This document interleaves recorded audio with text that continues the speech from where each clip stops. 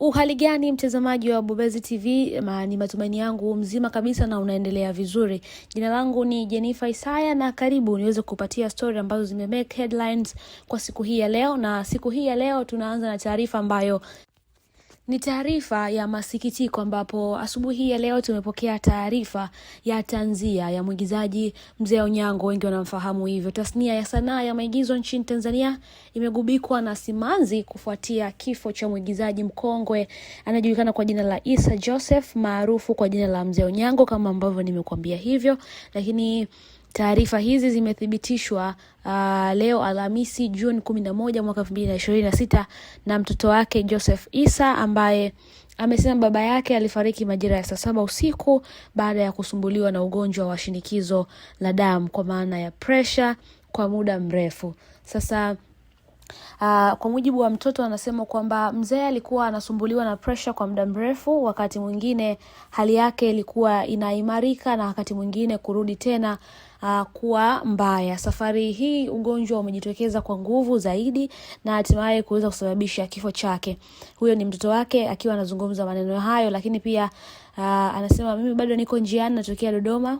Taratibu za mazishi bado hazijapangwa, familia ikamilisha maandalizi, taarifa zaidi zitatolewa kwa umma.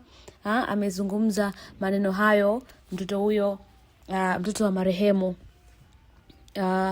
Issa Joseph Issa. Lakini kwa mujibu wa familia wanasema kwamba msiba upo Kawe 777 jijini Dar es Salaam, ambako ndugu, jamaa na marafiki wameanza kufika kuweza kutoa pole zao kufuatia kifo hicho cha mzee wetu Onyango. Sasa kwa miaka mingi Mzee Onyango alijizolea heshima kubwa kutokana na umahiri wake wa kuigiza, wahusika waliobeba mafunzo, burudani na taswira halisi ya maisha ya jamii. Mbali na kazi zake za sanaa, wengi watamkumbuka kwa uchangamfu wake, uhalisia na uigizaji wake, kwa pamoja na mchango wake katika kuwalea na kuwahamasisha wasanii chipukizi. Kifo chake kimeacha pengo kubwa katika tasnia ya filamu na maigizo nchini Tanzania.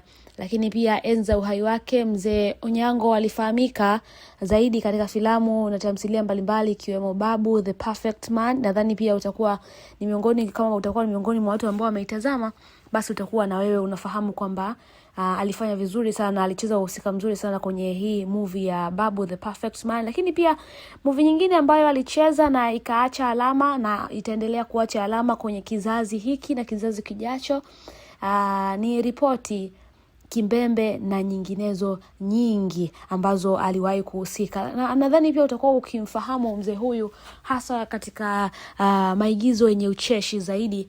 Utakuwa ushakutana na tamthilia, lakini pia maigizo yake akiweza kuigiza kwenye maigizo mengi na uhusika tofauti tofauti. Sasa kama ambavyo nimekuambia kwamba kwa mujibu wa familia wanasema kwamba msiba utakuwepo Kawe 777 jijini Dar es Salaam, kama ambavyo nimekuambia, na watu tayari wameendelea kufika kwa ajili ya kuendelea kusikiliza taratibu za mazishi zinakuwa vipi, lakini pia kuwapa pole familia na ndugu jamaa walioguswa na msiba huu. Sisi kama Bobezi TV tunapenda kutoa salamu nyingi za pole kwa familia ya Mzee Onyango.